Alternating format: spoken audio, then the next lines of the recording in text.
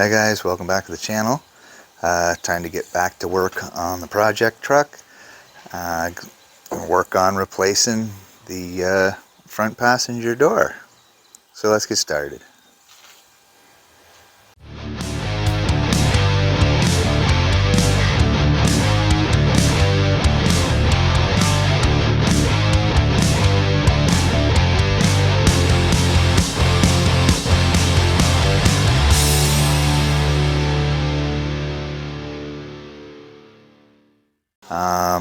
Probably what's worst wrong with the door here is along the edge here.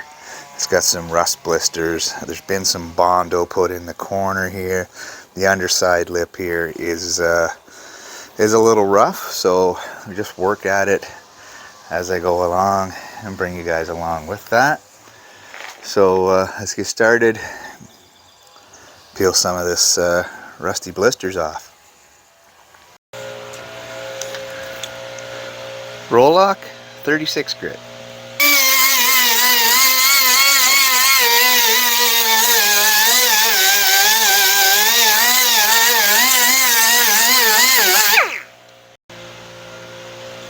Got this edge all ground off with the roll lock. I don't know why whoever did this body work didn't take the dent out of the corner here. They just filled it. I guess they just didn't have the want to.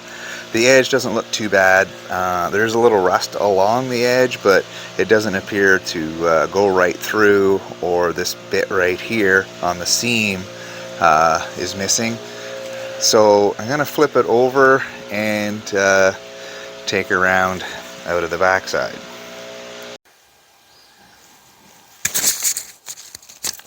Alright, so I got it flipped over, looking at it here. There's a section here in the middle. For whatever reason, they packed it full of body filler and never knocked the seam down flat like it is here. Not sure why somebody would do that, but they did. So I gotta take a screwdriver and dig all this filler out, and then I'll grind the edge off here and see what's going on.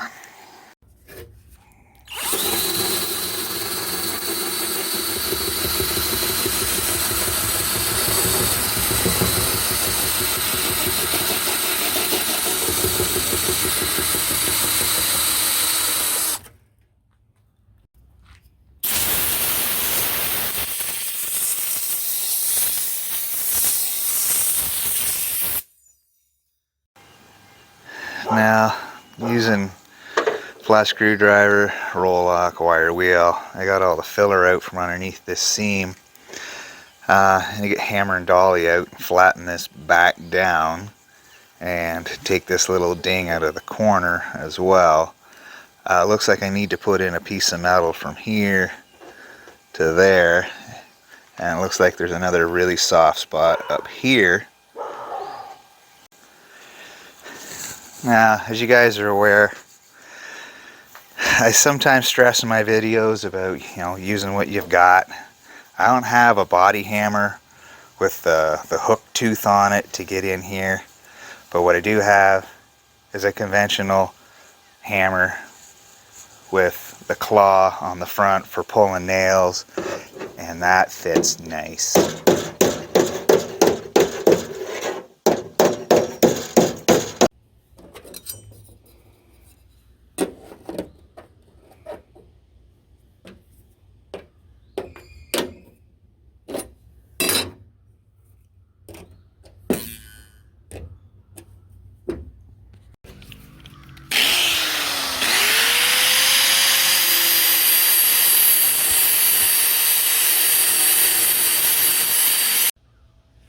Now, use the grinder, just ground through the edge, and that piece can come out. And the new piece can go in and get welded along and ground up.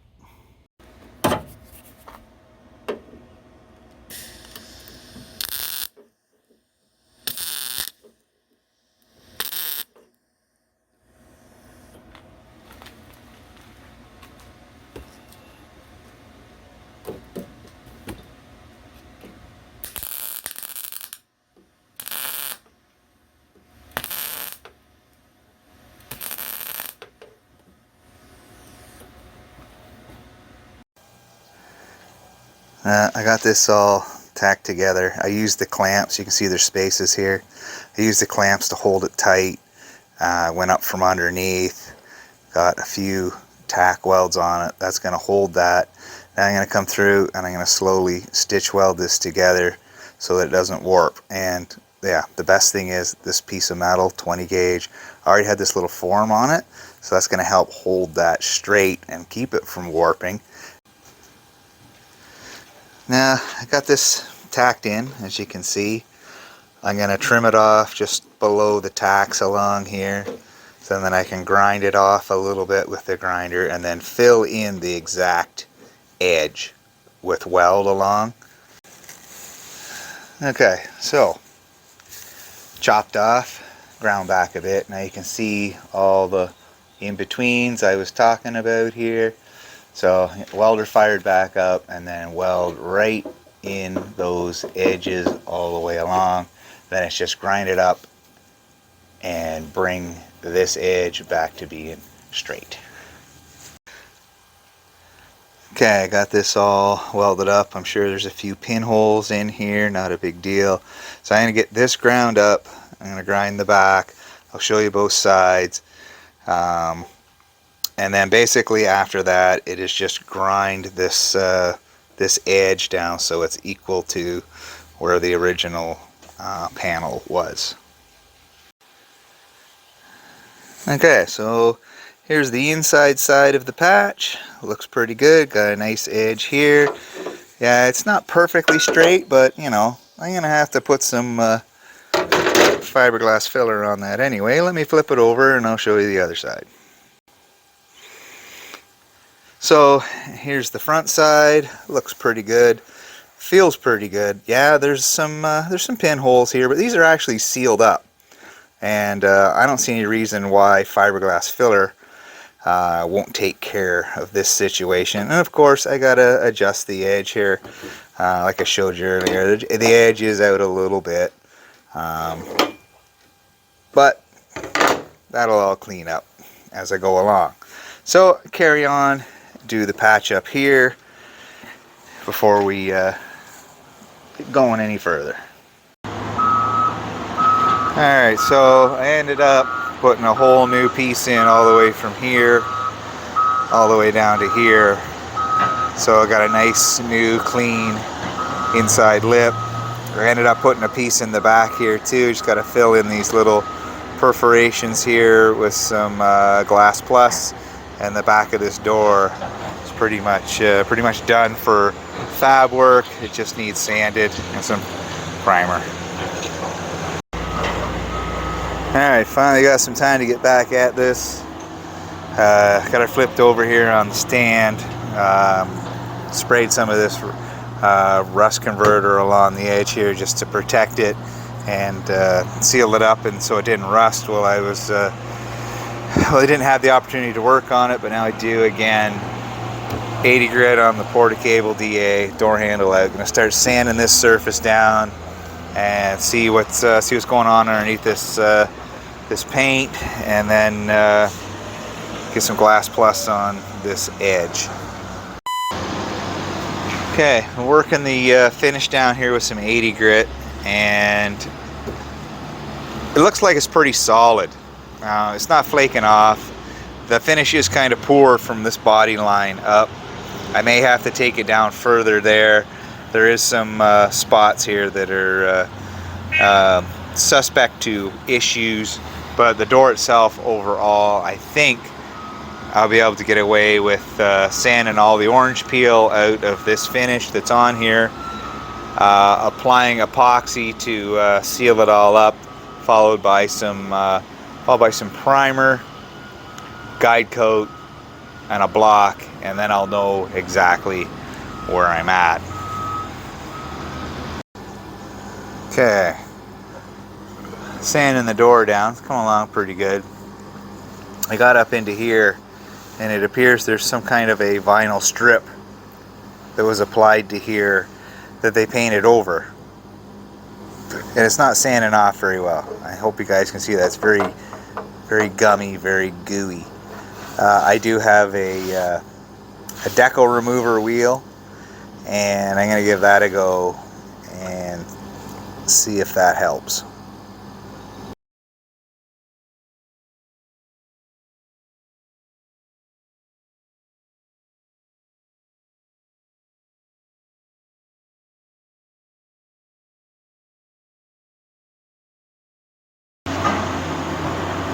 So I got all the glue off that I'd roughed up with the DA sander with the decal remover wheel, and then stripped off this little bit of vinyl with a razor knife, went back over it with the decal remover, and now we're down to the factory finish, but I've already sanded it back here.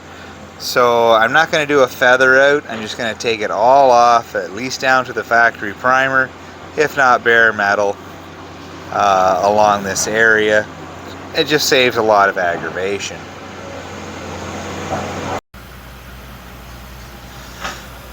Now let me catch yous up, guys.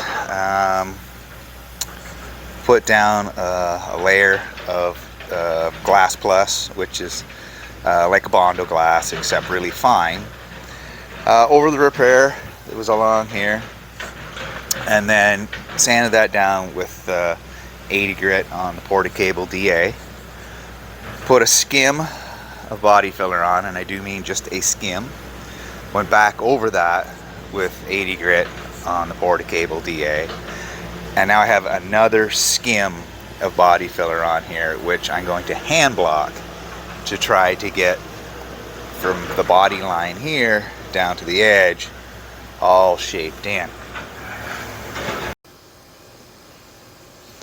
Now to smooth this down, I'm going to get that gooey surface off with 80 grit on the Porta-Cable, and then use a combination of the 11-inch Durablock and the 16-inch Durablock, also with 80 grit, to, like I said, make up this profile.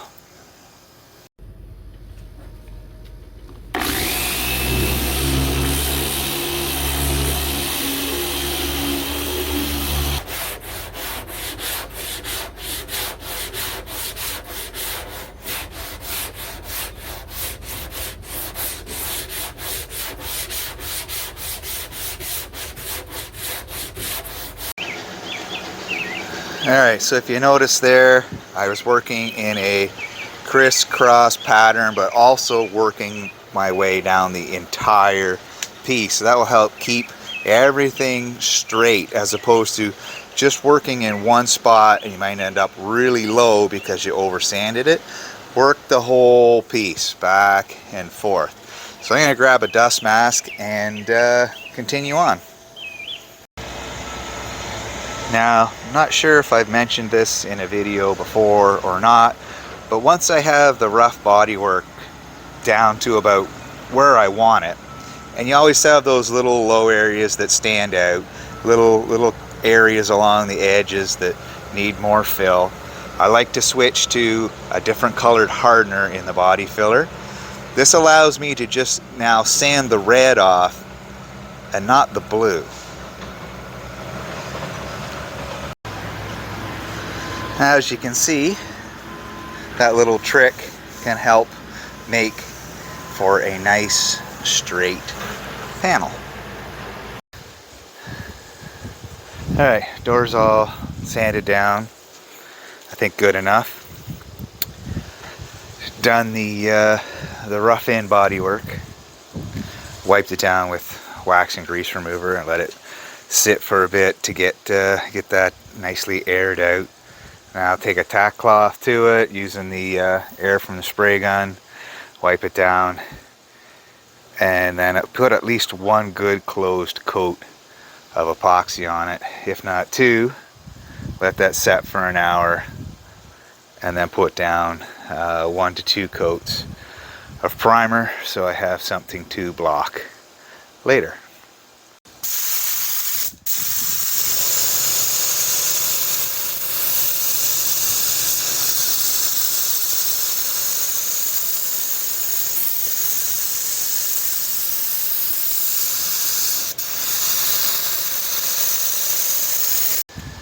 Okay, now I did have a little reaction here and down here.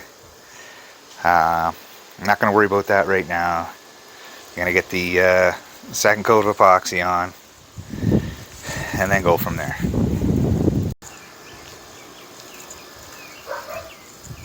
Okay guys, back, giving it another tack off, get the dust off of it before I shoot the primer.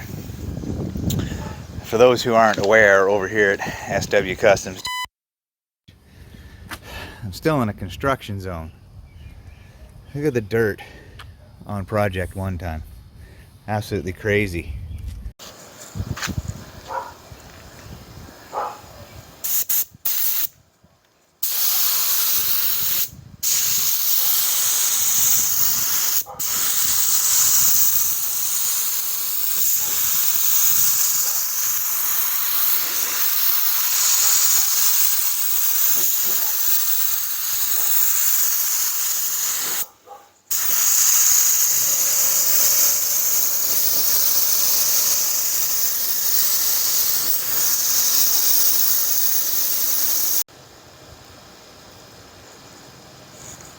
So there's the first full coat of primer on.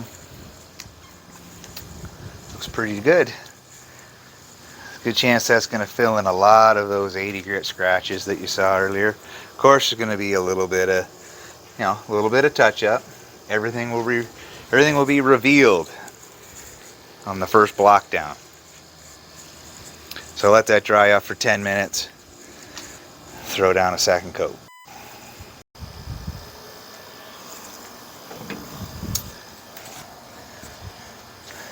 Alright, so as you noticed, I shot the epoxy and the primer coat.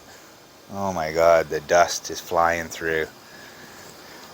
With the Cosmic LV LP 5500P, it's a knockoff of a SATA. Now, this is a cheap gun. It was like 80 bucks, I think. It's basically all you need to shoot primer. Don't let people on the internet lead you to believe that you need an expensive DeValvis, possibly, primer gun to shoot primer. First run and second run primer, cheap gun, gets the job done. Save your money. Maybe invest that extra $300 into a bigger air compressor.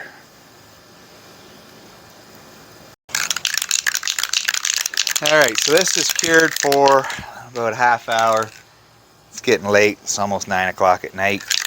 I'm going to shoot a guide coat, some flat black.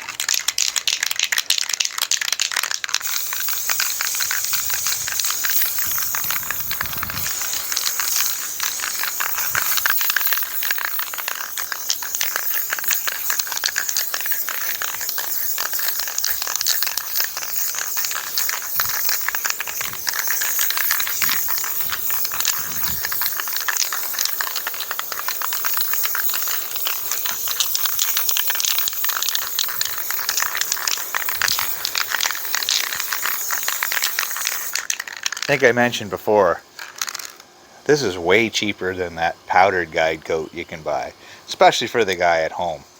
You know, another product you really don't need.